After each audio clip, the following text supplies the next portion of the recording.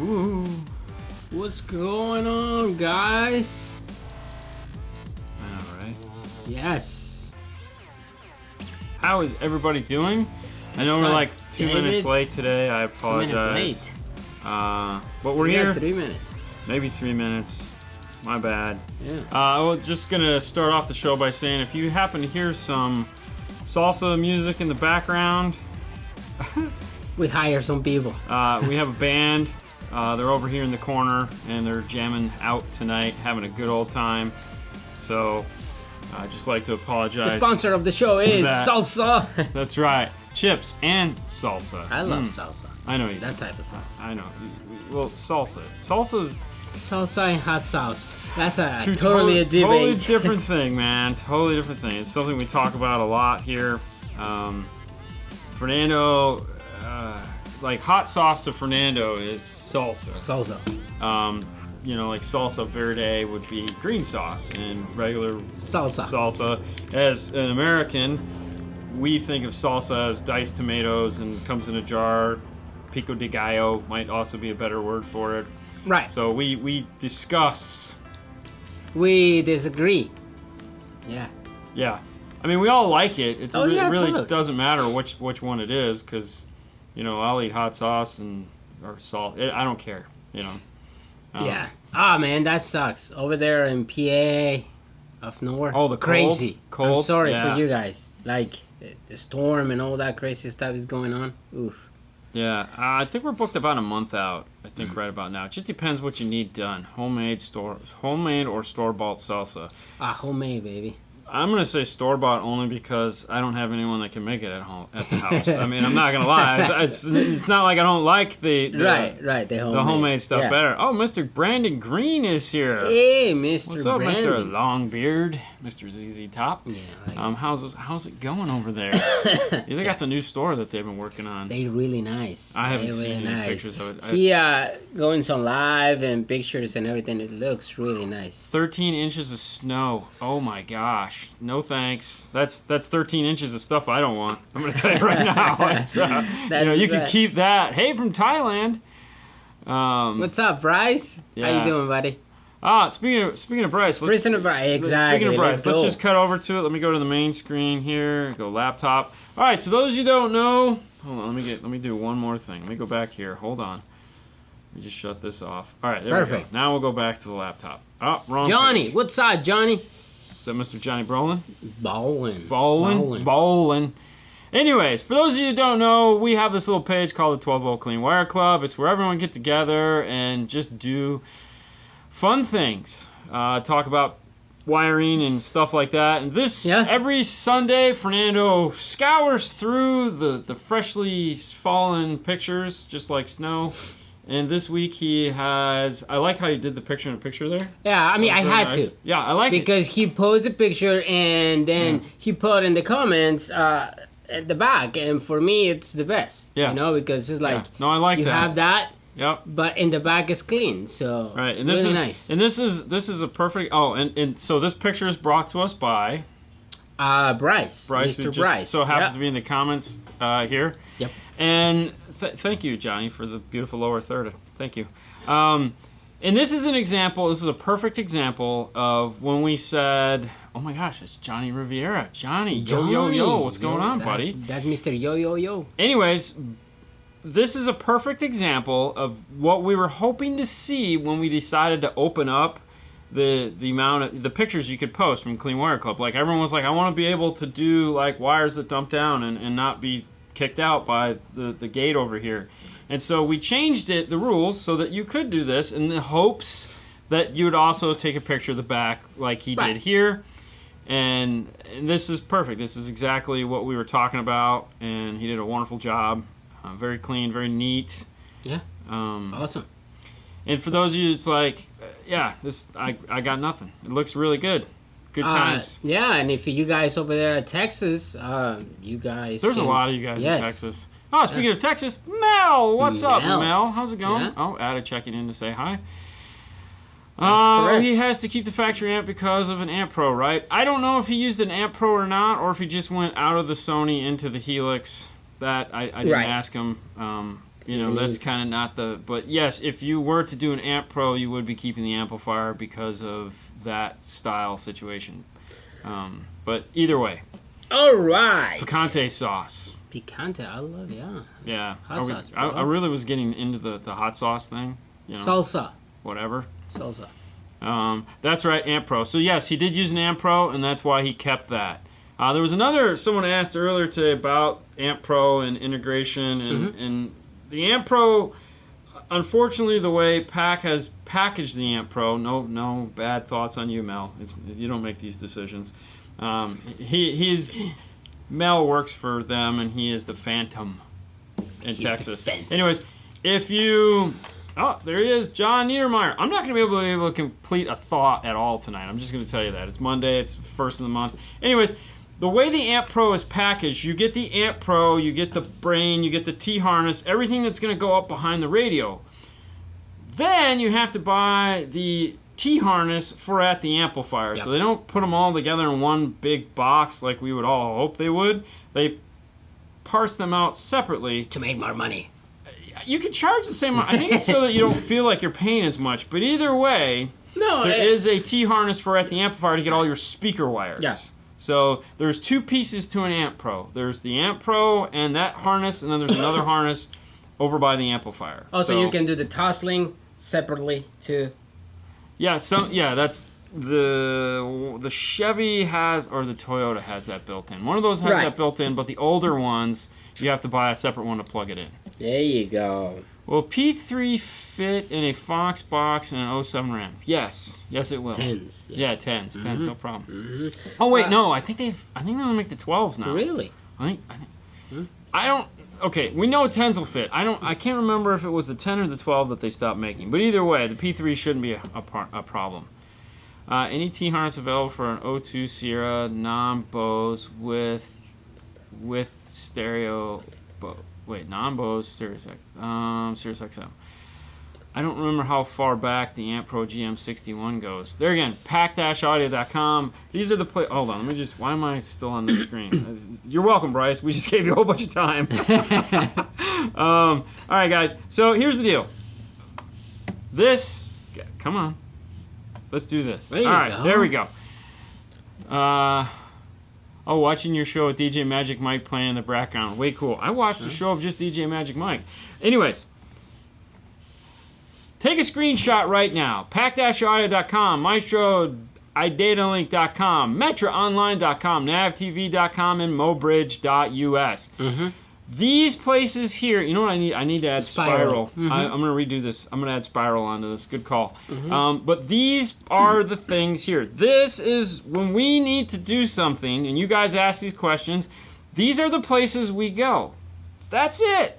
That's information is free to everybody. Anyone that has a web browser, there's no inside guy. There's no inside guy. We got no connection, and you're awesome to do whatever you like. And those are where we're gonna find the parts. Okay. Yep. Sometimes it's not as easy. Sometimes you got to do some searching, but they're there, and that's it.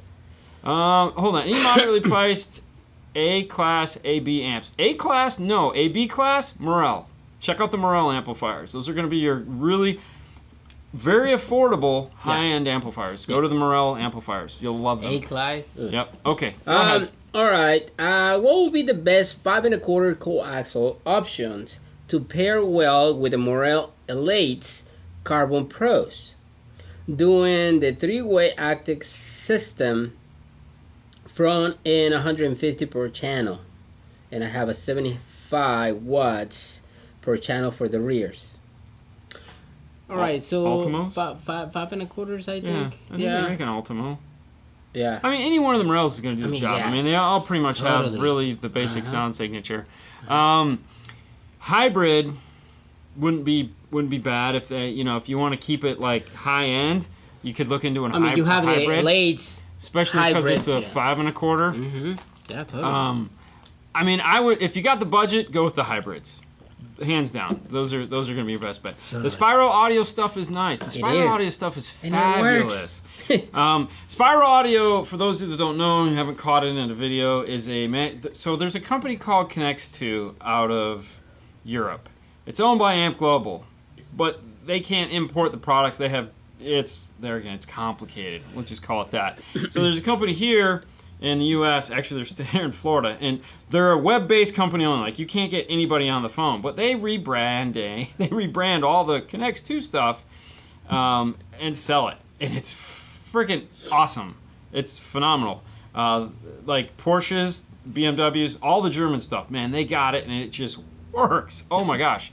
Like when we just did the dual Porsche system not too long ago. Normally we'll get, like, Paul will get the Nav TV piece, and it's just a nightmare. Nothing against Nav TV, it's just I don't like that piece for that car. Spiral Audio's piece, flawless, just works spectacularly. So, yeah. All right, I have a 2013 G37. Oh, hold on. Ibrahim is right, but the spiral dash kits are weird. Yeah. Totally agree with that. Harness is awesome. only. Dash kit, they're better ones. Big different one. Yeah. Different dash kit. Okay. All right. And actually, that's his question too. 2013 G37 with Bose. To install a sub with an LCI, do I solder the RCAs to the high-level input and connect it to the line driver part, or connect it to the high-level part?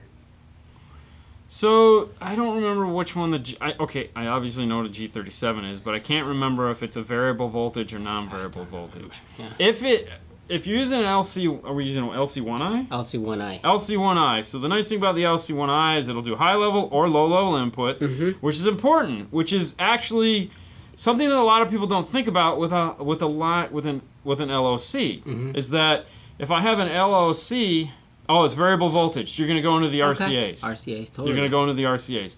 But back to what I was saying, the nice thing about an LC1I is that it will do either one. You can run line level or high level into it. And that can be important because depending on the type of installation you're doing, you don't know. Like in this case, I didn't know because I would get in there and test immediately. And I'd be like, all right, cool, I can do this.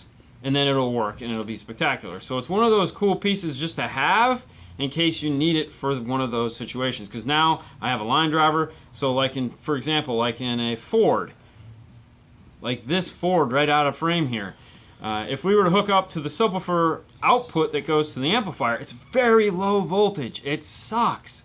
It's almost useless. But now with an LC1I, we can put that in through the RCAs, turn up the voltage, and boom, we'll get a nice output that we can then feed into an amplifier and not have to go after the factory amplifier because you need the factory amplifier for a line driver. It's kind of stupid. All right, do you have anything about an issue with the Kenwood 1057XR randomly disconnecting the Bluetooth and wireless Android Auto? I think that's an Android issue right now. I don't think it's necessarily your radio. We've been getting a lot of reports this last couple weeks. Also with about Android and Apple. So I would just stay tuned. I'm guessing there's probably going to be a couple updates here coming within the next February. Yeah, from the Apple, actually, that's the update the Apple did. Yeah, it just broke all kinds of stuff. Oh, so this is okay. So Apple TV. And everybody knows I'm an Apple fanboy. We can all agree on that. We all understand that. But just to make everyone feel better. So I went to watch Netflix. Okay. To watch the show I wanted to watch that we were talking about earlier. And I go to launch Netflix and it does this. It just pops up and disappears. Pops up, disappears. Pops up. Just like that one. Yeah, I reboot everything. I'm trying all this stuff. And I'm like, why the hell is this working? So I have auto updates turned on my Apple TV. It's updating the app, but it didn't update the box. So it went from like 13 to 14 on Apple TV or iOS. And so it updated all the apps, but it never updated itself. So what was happening is the Netflix was crashing because it's updated past what the Apple TV was at. So naturally, Haley and I figured this out, more Haley than me, because at this point I was just angry and being the old guy. Come on, just work! I'm going to buy a new one. I'm just going to buy a new one. And so then it was like, how dumb is that? And I guess, so in the search, we found that what was happening is for some reason with this update, it wasn't auto-updating on some of the boxes. So a lot of people were complaining about how this update didn't auto-update like they have in the past. And I was like, got them. Apple TV, like, got him. Yeah, oh no, I was so ticked. It's Mr. Bill Freeman and Mr. Hi-Fi Vega in the house. Ooh, Thursday. Can't wait for Thursday. So I can laugh and not be guilty about it. About? I don't know, laughing at questions. Don't laugh at questions. I'm not. You're not saving lives, dude. How far out appointments at 5-star? They're about a month. About a month, depending on what you need done. Plus, it also depends on what day of the week you need us on. So that's also another thing to keep in mind. I can find the Metra DSP access for the 2020 Civic 10 speakers in Canada. Oof, you can't find it in America either. They in back order. Yeah. Yeah. So it's what? They crash. Yeah. Well, I think your battery's dead. But yeah, I think that's the problem right now is that Metra is out of them. You know who you'd want to call in Canada? If you're in Canada, you want to reach out to Ghostbusters, Carphonics. I think he already called him. Did he already call? And he said that he didn't have that. I think so. I don't know. Right now we're having a hard time getting them too. So we're having a hard time. I have the harness. Well, we need the DSP. We got the harness too. But anyways, yeah. Yeah. Rob Ranhoy, cursing and laughing. LOL. Yes, it is. It is a cursing show. He has the. Yes, I did call them. Yeah, okay. See? So, I mean, but that's where we're at on that right now. We're going through the same things here. What's up, Luis? There's just, yeah. But, what is that saying? I have the Honda harness in stock. Yeah, but do you have the whole DSP is what he's wanting, not just the harness. We want the whole DSP whole piece. The for module. the Civic. So we want the one that plugs into the data bus. So, Lewis is in town. What's up from Portugal? What's up, David? Oh, Jesus. What? Hi-fi. If you're in Canada, we're sorry, or however y'all say it. Sorry. That's so sad. Save it for our show. All right. Where were we at? What do you got? I mean, my app crashed. I don't got nothing. Oh, did you find it? Okay. All right. I was doing a 2018 Silverado non-Bose. I installed a sub, and the left rear speaker on it gets me 6 millivolts, and if I connect to the left front speaker, it does weird stuff. It's 600 millivolts, right? No, not at all. That is weird. Okay, when you say 600 millivolts, what are we testing? Right, but it's a 2018 Silverado. If you're doing if it's a non-Bose, you can use the Amp Pro GM61. Totally. And that'll get you a preamp on the non-Bose. So Amp Pro GM61 or the new Sub Pro GM61 is what that is designed for. So if you can find yourself the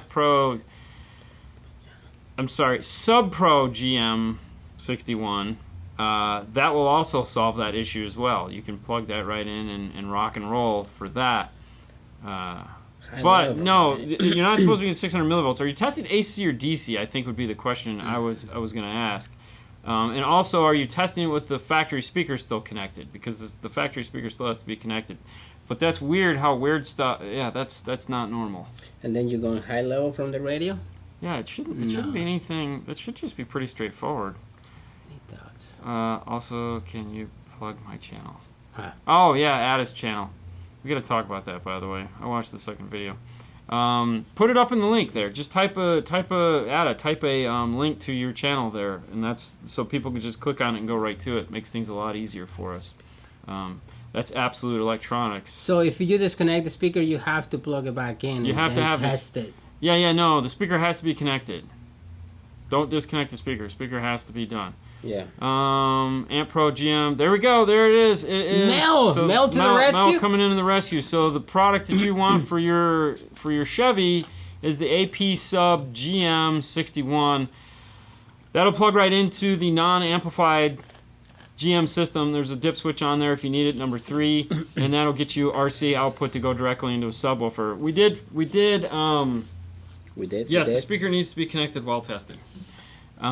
We did a video on it. We haven't edited it yet. It's right now we're in the filming stages of stuff like that. So we're probably going to move that one to the front end of the list here in the next couple weeks. Which speaker do you usually tap before the Sub Pro for a sub. We would tap the passenger front because that one doesn't have the OnStar and all that other goofy stuff that goes through it, or the chime and whatnot. But we would typically tap that one. But FM will do weird things. FM doesn't necessarily do weird things. Sometimes the FM works fine, and besides, FM isn't. It's not gonna. It's only gonna affect the sub output. It's not gonna affect the mids and highs. So you're not bypassing that. You're only getting the sub output. So you don't. Trust me, you'll be okay. Right. Is the DD1 the best option for distortion detecting? If that is the narrowest focus you want to take on it, obviously the DD1 or the DD1 Plus are great to have for distortion detecting. However, if you're looking to do anything else with the tool, like me, I like to have every tool under the sun. So like a specific tool to do a specific task, I'm on board for. Like I have all of the SMD tools. I want them all because they all do specific things, and that's cool. That's how we roll. We're professionals. Having the right tool to do the job is awesome. However, as somebody that might not be a professional, just let's say a hobbyist or a DIY guy or looking to be a professional or whatever it is, you may want to spend money on like an oscilloscope digital multimeter that has a decent screen. Because with the oscilloscope digital multimeter, you're still going to be doing the same test, but you can now use it as a digital multimeter and an oscilloscope. So there's more options available to you. And you can use the oscilloscope to test for clipping that way as well. So it just depends. Both of them will get you to the same place. Just how many tools you want to have to do it. They're, again, big fan of having as many tools as humanly possible. So, does the Stinger High 10 plays Netflix and YouTube? It's got an HDMI input. It really just depends on your phone. Right. So if it depends. If you can plug the cable, if you can plug a cable into your phone and plug it into a TV and it talks to it and it works, yes. That would show. If not, no. Yeah. D needs multiples of every tool. Let's be honest. Yeah. I mean, I'm not going to lie, I do. Because a lot of tools. Well, here's the thing. It is a thing? We're professionals, and this is what we do for a living. If our one tool breaks, then we're down. We can't have that. Can't have that at all. There's no room for a broken oven in the kitchen. You know? So that's why, like, I have a set of tools. He has a set of tools. I have multiple sets of tools. Because, you know, if lightning strikes and shit happens, we have to be able to finish this car. Right. And if something as dumb as a DD1 is going to stop us from doing the job, no freaking way. That's why I have both, as well as he's got one. So there's 3 in here, just in case. Yeah. Yes, they are. Hey guys, love the work. I'm looking to install an Alpine ILX 207 in a 2017 Subaru Legacy. Yeah. With a 7-inch screen and carbon harman system. That's what I said. Yeah. Do I install both the aux jack and the iData audio cable to the radio, like the diagram from Maestro says? Yes. Yes, you do. You have to do that. So when you're looking at an iData installation, there's 2 cables that come off of the iData module. One of them is a 4-pin data connection, which has a red, white, blue, and black connection on it, and that plugs into a specific iData input. Now, depending on which radio you have, there's a second connector that is necessary depending on the car that you have. So not all cars need this. For example, like Toyotas don't need it because they have nothing that reports over that bus. It's a 3-pin plug on one end and a headphone jack on the other. If you have a Pioneer or an Alpine, that headphone jack is going to get plugged into the aux input. If you have a Kenwood or a JVC, they have a dedicated input for that port on the back of the radio. Once the iData is triggered, it reroutes that port on the Pioneer and the Alpine to go where it needs to go in order to accomplish the task that it needs to do. So that's why you're plugging it in. That is going to be things that can go over that external aux style connector, and it's an 1/8 inch, 3mm, whatever you want to call it, are things like backup sensors, door chimes, Bluetooth, things from the factory that create noise are all coming over that. Stuff, yeah. So if you don't plug that in, bad things can happen. All right. Have you guys installed the Helix Director yet? No. I want to. Ooh, I like this. Fernando. Yes. What is the best price versus quality single DIN out there right now? The GS9. Have you ever used the Sony GS9 amp with DSP? Thoughts? Or GS6 DSP. Sorry, amps with thoughts. No, we haven't used the Sony yet. It's an amp. All right, so thoughts-wise, it's the same DSP that comes in the radio built into an amplifier. The idea behind it is if you're going to hook it up into a factory system, we'll come back to the single DIN thing. I'm sorry. Yes, yeah. The idea behind it is if you have, it's kind of like the Pioneer DSP, where they just took the DSP out of the radio and put it in its own box. Yeah. They took the DSP out of the radio and put it into an amplifier. So they took it the next step further. It's really nice if you're in a situation where you have a factory radio that is, not a new car, but mildly 5-6-year-old car that has a generic radio in it. You're just gonna throw an amp in there, and it's like, hey, I wish I could play with it a little bit because bassmen in treble aren't enough. I don't want to go full crazy DSP. I just kind of want something that's manageable. That's what this was designed for. So it's a great my first DSP, I guess would be the way to do it. So it's a nice piece. Yeah. But it's not like going with like a Helix or an audio control or this guy over here or an Audison or something like that. It's just not made to do that. It's just a really nice little DSP simple product. Now, as far as single DINs go, price versus performance. Like, anytime Kenwood makes the Exelon line, all right? And they make like 3 single DIN radios. Also, Sony makes their high-end models. Sony does make one that has a 100 watt by 4 amplifier built into it, which is really nice too. So if you want, to use your deck power for something real, I forgot what it's called. I don't know. You can go to their website. Yeah. But I mean, just buy the most expensive one you can afford. I'm not gonna lie. Just buy the best one that you can buy because it's a single DIN. They're all, at past like $130, they're gonna have every single feature in the world. But like, if you can find one that has like aptX, if you're gonna be doing a lot of Bluetooth streaming, obviously they're gonna have some form of time limit DSP. Find something with high voltage output. That's why the Exelon, like a 7 series Exelon, is usually like that's one they refresh almost every year. Not anymore. This will be the last year. Last year was the last year they're going to be doing every year increments. Alpine stopped refreshing their single DINs every year about 2 years ago. So everything they have out currently is 2 to 3 years old because it's just not anything that you're just going to keep doing. But the Sony GS9, like he said, is the de facto single DIN radio because it's basically a single DIN DAC. Yeah. But it's also $1,500. So it's pretty crazy. Yeah. Also, the Sony GS amplifiers are awesome. Yeah, I mean, Sony makes nice stuff. The high-power Sony also has the best preamp until you get to the RSX. That's what I call high power. High power, yeah. That's right. Yeah, that was like a question at some point during like a giveaway. Yeah. The Alpine DSP amp, is it really good based on the sub-channel?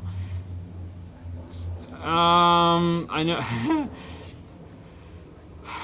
Alpine, okay, so Alpine makes 2 DSP amplifiers. I'm assuming by the way you say that, you're talking about the 5-channel sub DSP amplifier. So Alpine makes a piece, which we'll be reviewing at some point. We gave one away it's a long story. We gave one away on the 12 Days of Christmas. It's a 4-channel amplifier and a sub all built into one piece. It's got an 8-inch subwoofer. I don't know. I don't have a good answer for you as far as how the subwoofer sounds. Apparently, we were supposed to review it, and we gave it away. We didn't have the time to review it, so we're trying to get our hands on another one so that we can review it and let you guys hear it. So be patient with us on that one. We will be reviewing that in the next, how it sounds. Hopefully in February. That's our goal, is to get to you in February. I'm anxious to see how it sounds too. Yeah, you know how the goals are. I don't even want to go there. All right, question. You ready? Yeah, all right. Go. All right. Sorry, I was reading what Hi-Fi was writing. I know. Question. Yes. Not related to what we talk about. I have a 2019 Dodge Charger. I own a Digital Designs 9500 in a 15-inch. Will I be able to find a box for it? I've been given a run around. I just want to see if I can do it. So put a 15-inch on a Challenger. So there's a guy, and I always forget his name, but I follow him on Instagram, and I've seen his boxes. He works for Down for Sound. Charger. Yeah. The guy, I can't think of his name. The guy that works for Down for Sound. He makes mail order boxes, and they're insane. So if you're looking for like an SPL box, definitely get in contact with him, or get in contact with the guys at Down for Sound that make the custom enclosures for him.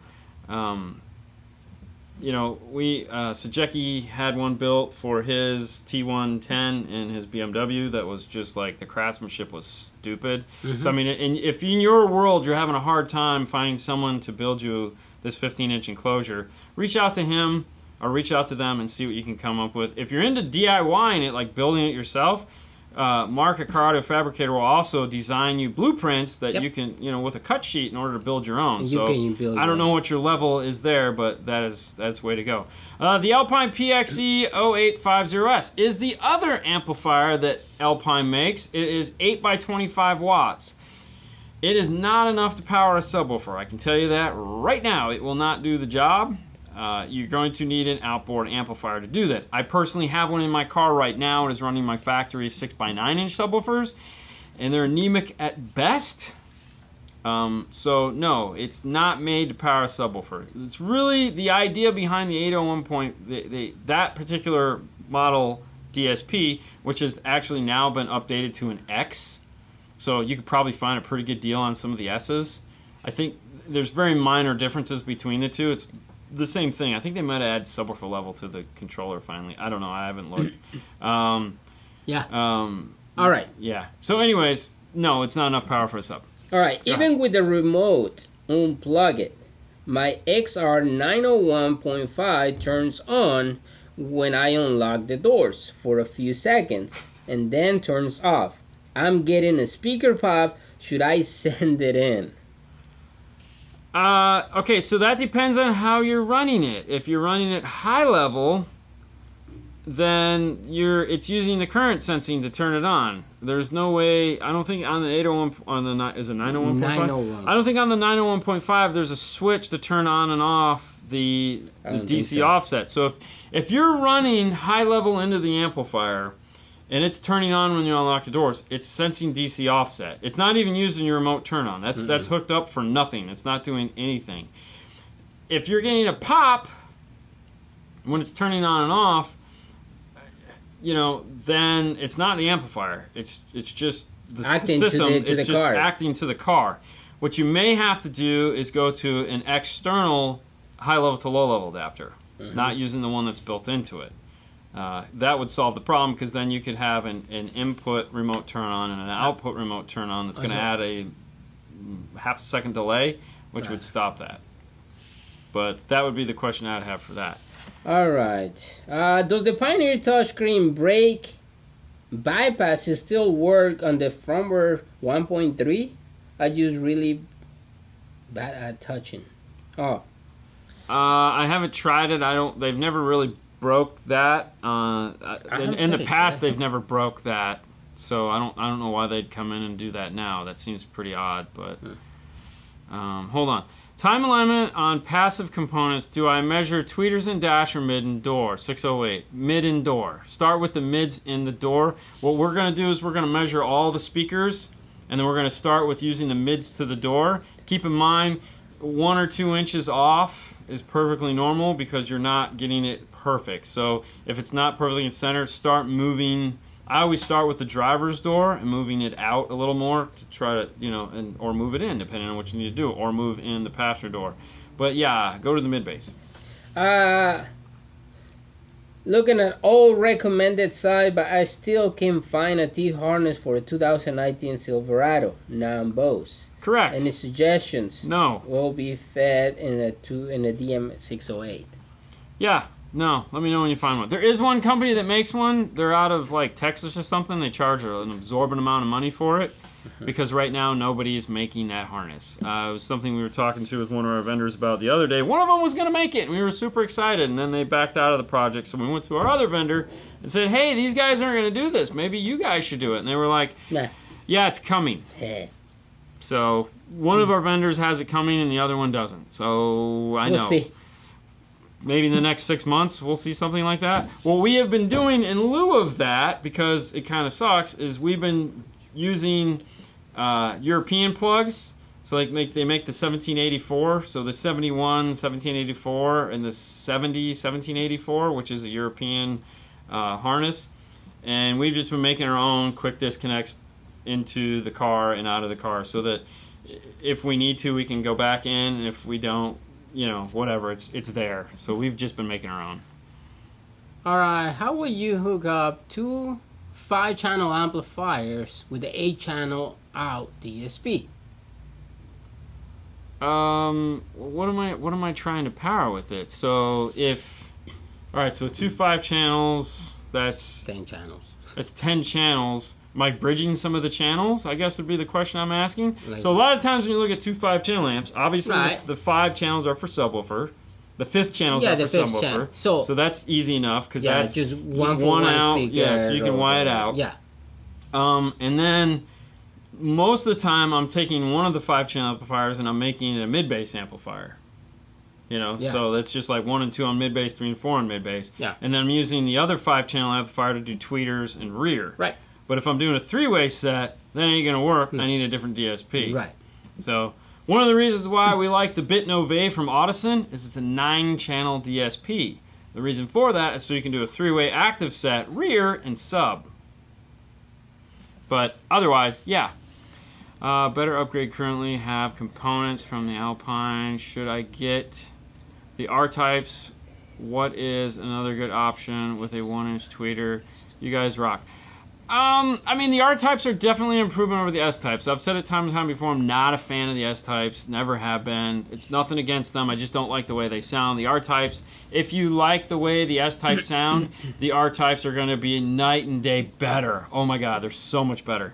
As far as what is good with a 1-inch tweeter, that R-type tweeter and that S-type tweeter are super freaking small. Like, they get down to almost nothing. So that is unique. Yeah. If you want something that is super bright, maybe look at like a set of the Focal Access or the Focal Flax. If you like that soft sounding tweeter that the Alpine has, then maybe look at a Morel. I thought this M piece worked on a 1500 Chevy. It does, but it has to be Bose. So that's the Zen AVB piece, but it has to be Bose. So like they don't have a dip switch 3 on the Zen stuff, Mel. So they don't have a harness. And let me tell you what, when it comes to harnesses, Nav TV ain't the place to worry about getting a harness from. You know, they barely give you a harness as it is. So. All right, I have a ARR Maestro and a Chevy Silverado.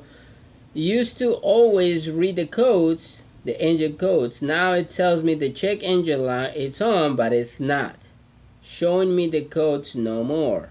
Any ideas? Yeah, go into the reset feature of your Maestro. So go into the radio AV settings. Go to Maestro, and there's a reset Maestro module in there. Yeah. Hit the reset. Let it reboot, and then it'll start reading codes again. I ran into the same problem with my car because I had 2 check engine codes that were on, and then I didn't bother, and I hit reset a couple times, and eventually what it just said is, screw you, I'm not doing this anymore. These things are broken. That's your problem, You not need to get mine. your car fixed, dumbass. And I did, because apparently it was really serious. But yeah, what I would do is you just go and reset the module. There you go. How come the Maestro AR and DSR1 don't work in the Chevys like Silverados? Because the Chevys, alright, Chevys use, depending on the year, the most popular one, like an Ant Pro GM61, uses a data highway called Most. And right now, iData is working on that. So PAC bought the license. You have to buy a license in order to interface with it.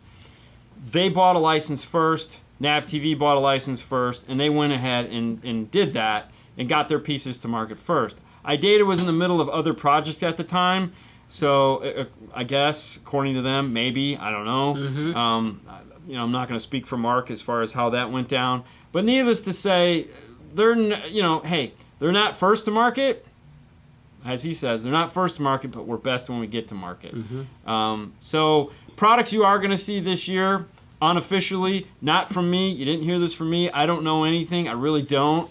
Okay, I do, but I really don't. Anyway, they're coming. Okay, let's just leave it at that. They're coming. Are they? I'm not gonna tell you, but they're coming. They're coming. I mean, when I don't know, but they're coming. So that's what they say. You know, as far as like GM, like the newer GM stuff, that uses a new bus called AVB, and right now Nav TV, there again was the first, came out with the AVB adapter. So like if you've got a new one and it's got Bose, you have to go to them and buy the interface. So it's just a race right now to who wants to spend the money to buy the technology to make the adapters, and that's what it comes down to. The other thing too is price point. Like when you look at somebody like Nav TV, they're not afraid to charge you $1,000 for an interface. It's just what they are. They're like, hey, it's $1,000. We're the only game in town. Do you want it or not? You know, and most of the time you end up paying it. Other manufacturers might look at that and be like, we need to wait till it comes down a little bit more, little bit more reasonable. So, but I don't know. What is your opinion on the Alpine Type X components, 6x9s? I like them. Yeah, I like them nice. a lot. They're nice. They're very nice. Have you installed the JPC 10-inch in your car? Not yet. Probably won't be until next week. We have something else we have to do this week. So plus we wanted to give that a rest because everyone was like, where are the install videos? So I was like, all right, everyone just calm down. We're going to just do that. How do you feel about the amp shelf rack, like hanging from the rear deck supported underneath the side? Do you ever do that, and how do you feel about it? Yes, actually one of Fernando's favorite pictures is of one we did in a Toyota. The audio controls underneath the rear rack? Was that a Toyota Corolla? No, that was a Toyota Camry. Toyota Camry. So when mounting the amplifiers to the rear deck, you know, we're talking about here, there's a couple things you have to keep in mind when doing that. One, if you mount them upside down, bad idea. For one, it's one of the hottest points in your car. The sun is just baking through that back window. Now you have an amplifier mounted upside down that's not made to work upside down. It's made to be mounted like this or like this, not like this. So the heatsink disappears. You're not using the heatsink properly. Heat rises. It does not go to the bottom. So if you are going to mount them to the rear deck, you should mount them the proper way. Meaning don't screw them upside down to the rear deck. Mount them properly. Make an amp rack that attaches to the rear deck and allows them to sit the way they're supposed to. That is the biggest problem that most people don't do, and that's why you don't see them all that often. The other thing too is there's usually speakers in the rear deck. So putting amps there is a bad idea because you have speakers. There's not a lot of room. If you have a subwoofer hole in the rear deck and you're putting subs in the trunk, it doesn't make a lot of sense to cover the hole. There again, back to the subwoofer things. If you're going to be hanging amplifiers over your subwoofers, it doesn't make a lot of sense either because you're just going to... So the rear deck is kind of like a last resort. We have to do this. So when we're in a pinch, no space or... it's like this is the only spot we have left. They're going there. Yeah. And it's a lot of time. It is a lot of time because you have to do it right. Otherwise, the amplifier is going to be back. But one of like Dean said, one of my favorite pictures that was the two audio controls. Yeah. That was awesome. We're gonna be here in May too. So if you guys coming, yeah, we're always here. We're always here. All right. Hold on, man. This one's quick. What router are you using in your router lift to make speaker? Whatever. Anyways, in the router lifts, they're all the router lifts all have Porter cables. So they're all Porter cables in the lifts. Router bit. What, router bit? Yeah, this is router bit. Oh, did I say router bit? I thought it was routers. Router bit. We were using right now. We're using the. It's a spiral double bearing bit that you can find on DNF Tool Drawer for sure. We also like to use, like right now, because we've been doing a lot of taller things. We get the Mobile Solutions 4-bearing 1/4-inch spiral bit. Actually, he's saying router only. You suck. Anyways, we only use the Porter and cables in there. We have a Bosch, but it's a bigger Bosch, and it's hanging on the wall over there. but that is not for the routers. I don't know why, but the Porter cables just work better. All right. Looking at changing the Kicker 4-channel amplifier, CXA360.4. Okay. What amplifier should I look if I changing it? Are we going to stay Kicker? I mean, we can stay Kicker or we can change to anything. I have the same speakers as you, the TI2 6.5 front and rears. So here's my biggest complaint with Kicker. I mean, yeah, I know you guys think I'm a big fanboy of Kicker. The problem I have with Kicker is they don't make a big 4-channel amplifier. Everything they make is small 4-channel amplifiers. Right. Which I get. Their speakers are pretty efficient. They don't need a ton of power. Right. However, the rest of the world has kind of figured out that nice 100 by 4, 125 by 4 is kind of where it's at. Mm-hmm. Even 75, 80 it's still kind of on the small side. Mm-hmm. For me, I like power. If you're a Rockford guy, I can tell you right now, like the T404, it's not a bad amp. It will do the job. And if you're gonna go, you can go. If you could put the T404 just on the set of T components, bi-amped, yeah, that's really nice. We do that a lot. We also get a T402 and just run it on a set of those, and that sounds really nice too. It's a lot of power. However, if you're looking for one 4-channel amp that's just going to give you a ton of power and make everyone happy, you're going to want the LC 4.800 from Audio Control. I was about to say that. I was getting there. I'm like... The other option too is to take the current 4-channel that you have and just bridge that to the front set of components or bi-amp it to the front set of components and get a second amplifier. Or... a lot of the times what we like to do is do a 4-channel and a 2-channel. The 4-channel goes for tweeters and rear, and then we get a big 2-channel for the mid-bass. Yep. That sounds great. That's like the go-to. Yeah, so a lot of times what we'll get is the T1005 and the T402, and we'll run it like that. Yep. Or the 750.1, the 404, and the 402. Yeah, either. But yeah, so that's what we do. That is awesome. I'm using the Kicker Key 500.1. It's better L7T12 or 2 Kicker Comp R10s. RT10s. You know, it's funny. I had to take Haley's subwoofer out of her car because we were moving that mattress. And that L7T, I did not realize how heavy that box was. It is heavy. Oh my God, that thing is heavy. I was like, damn. I picked it up because I was thinking it was like one of the standard 110 boxes down finally we put in. I was like, oh, Jesus, this thing is heavy. You know, I don't know what you want for space. It really just comes down to space. I mean, if you want a big box and whatnot, go with the 2. But I can tell you right now, that L7 is going to put out some serious bass. I would go with the L7T. I would go with the L7T. I mean, you know, but I'm just saying. Do you think Packer iData will make an A to B connector? I can tell you yes and no on both. And that's in chronological order as far as your question goes. Will Pack eventually make one? Yeah. This year? No. Unless they're watching this and the person that's watching it goes, screw him, we're going to make it this year. Which I doubt will happen because I know that person isn't going to be watching the show. Jason, if you have 2 sets of the TI2s, just out of control, man. More power. Oh, yeah, totally. If that's what you already have, just do those. You'll be way happier. Ooh, Mr. Yeah. What? More power, baby. Yeah. Anthony? Yeah. No. Lance. Oh. Try the SR series yet? It was fun. I didn't read who wrote it, but I was gonna say, yeah, I have 2 of them. I just haven't tried them yet. You haven't tried them? No, unfortunately, Lance, we have them, but we haven't tried them yet. But yes, that would be another amplifier to consider too. I'm sorry, Lance, it just hasn't rotated into my big 4-channel amplifier yet. But yes, the Audison SR series and they amplifiers. Small also. They small. Is another amp to consider because they got power. Oh man, they got and I bought the big 4-channel for that specific reason. Yeah. So I have their big 4-channel. Yeah, good call, and it's tiny. So, yep. If you're not like I don't want audio control, check out the Audison SRs. Thank you, Lance. Thank you for reminding me. That's what you guys are here for. I can't remember everything. I try really hard, but come on. Do you lose sound quality when you bridge an amplifier? It depends, okay? It really depends. It depends on the build quality of the amplifier. That is it. It depends on the build quality of the amplifier. Some amplifiers do not like being bridged. Some amplifiers do not like being ran. And then we're talking about stereo amplifiers here because not mono sub-amps. Because mono sub amps are only mono. They're already one channel, so we're just talking about stereo amplifiers.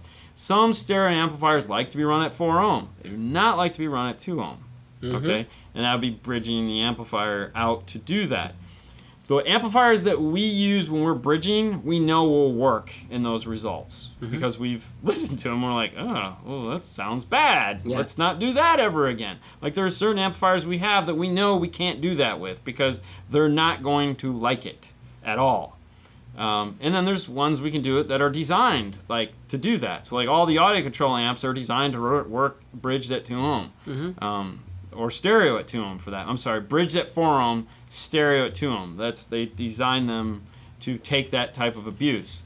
But it really just comes down with the more expensive amplifiers are going to be the ones that are going to work better at those lower ohm loads. But yeah, sometimes no. Sometimes like taking an amp down to 2 ohm, bye. Bye sound quality. Bye, it was nice. Alright, I tried to ask you on Instagram, but I was... It happens. Okay. I want to know if you can make and sell me a Bose amp bypass like your in YouTube video. Or do they sell one I could buy? They do sell them, depending on what your Bose amplifier need. If you're talking about the one we made for the older GM vehicle, Metra makes that. Metra makes that now, so you can actually get it from Metra. So if you go to metraonline.com, they have the harness. We don't have to make it. We actually just used one last week. I don't remember what the model number is, but if you go to Metra and you type in like GM Bose bypass in the search bar, you'll get a list of all the ones. Obviously, you could just go to your make, model, and year of the car, but yes, Metra has those now, so we don't have to deal with it. Thank God, right? Anthony wanna run 212.6 arcs. One left, one right. That's a lot. No, that's awesome. I mean, I'm just saying that's like crazy. Do it, nice. Anthony. Why not? On some M's, Utopias, or are you gonna go K2? Personally, I would go K2 or Audio Frog because I know the brands you guys carry. Audio Frog, yeah. Ooh. But yeah, I'd go K2 or Audio Frogs. I'm not a fan of the Utopias, so I mean, I don't like the. It's not that. Yeah, the Audison SR4 500. Yeah. Ooh, that's a beast. Yeah. Yeah. I just gotta wire them up. They're sitting in a box. I want to just put them on the wall. You look that way, but actually they're here. Are they over there? Oh, okay. So plans for the store. We're gonna move this. This guy's getting graduated over to the wall over onto my right here, where the Stinger sign used to be. We pulled the Stinger sign down, so this is gonna get moved. Because what I want to do is like when we make dual amp systems for Fernando's car, like we started with the Sound Digital, we have another set of Sound Digitals, we have some Audisons, we have a bunch of amplifiers. We even have giant Phoenix Golds that we'll probably never review, but I might just wire up because they're cool looking. Yeah. And I want to move those to this wall so that we can like hang them up there and check them out and see what's going on. I don't know when we're ever going to get around to doing that. I've also ordered cabinets. Those are going to go up first, so once we get the cabinets up, then we can start doing that. Can I have the Stinger sign? I actually threw the Stinger sign away because I ripped it off the wall. Yeah, he like and broke. Yeah, I mean, it was just, yeah. That was the sign. Yeah. I mean, it's been up there for years, so. I think that was like the first banner I put up when I came in here, and it's just been so high. It was sketchy as hell trying to get that thing down. I want to know how many pits are in a pair pit. I want to know too, but I don't like pairs. I do like pears, but pears are screwed up when it comes to like. I mean, I eat a ton of fruit. Like that's all I eat when I'm here. But pears are funny because like pears are good for a day, and then they get soft and they're gross. Ugh, so disgusting. Anyways, yeah. Hey guys, tons of questions still rolling in. I'm sorry, we are out of time. It's that time of the night again. It's the end of the show, and what does that mean? Well, that means that hey, if you'd like to have the cool tools that we use for our installation, which we talked about a lot tonight. Dean and Fernando's Tool Drawer is a place you can go to find those. We have convenient links located as you scroll down to the bottom of the page. We try to break it into categories to make it a little easier for you. And of course, if you would like to wear cool 5-star swag, right now you can pick up cool hoodies so that you can like stay warm in the frigid temperatures that y'all are having. I'm going to pop into my hoodie. These are the new hoodies, of course. Right now I am rocking, which one do I have? I have this one. I have the 5-star. I have the power one, I think. Yeah, me. Oh wow, me too. Do you have the power one? Yeah, that's so crazy. we have the power one. Yeah, that's cool. But yeah, definitely head over to teespring.com/store/5star, and you can pick up the cool t-shirt. We also got a lot of new Patreons this past week. I want to thank you guys for doing that. I got to get your names updated onto the Patreon, which will be on the beginning of the rebroadcast, so hopefully I'll be doing that tonight. But that's it. That's the show, guys. That's what we got. Don't forget tomorrow on Instagram, 5 minutes with 5-star. Yeah, we can show you the shocking conclusion of the F-150 parked next to me. You'll be mind blown as That's right. What a mess. Yeah. Ira Jack. Oh, cool. Coming this week. Thank you so much. Yeah. You okay? Yeah. All right, guys. What does this mean? Well, that means it's the end of the show. That means that Saturday we get to answer more questions because we'll be on YouTube, and then Friday morning on Dean and Fernando's Car Stereo Clips, we'll be talking about the news. We're going to put together a news show. It starts at 9 o'clock Eastern Standard Time. We cover a bunch of cool topics. We tell you new stuff that's happening in the 12-volt world, as well as our opinions on such things, which, honestly, the opinions are the best thing. We also have a giveaway. Lately, we've been giving away I Ask a Test CDs. Yep. So, there you go. 5 minutes with Fernando. It is a lot of times with Fernando. I'm not going to lie. He does get a lot of camera time in that show. It's kind of the trade-off, if you think about it. Because like the normal videos, there's a lot of me talking, but on those shows, there's a lot of you talking.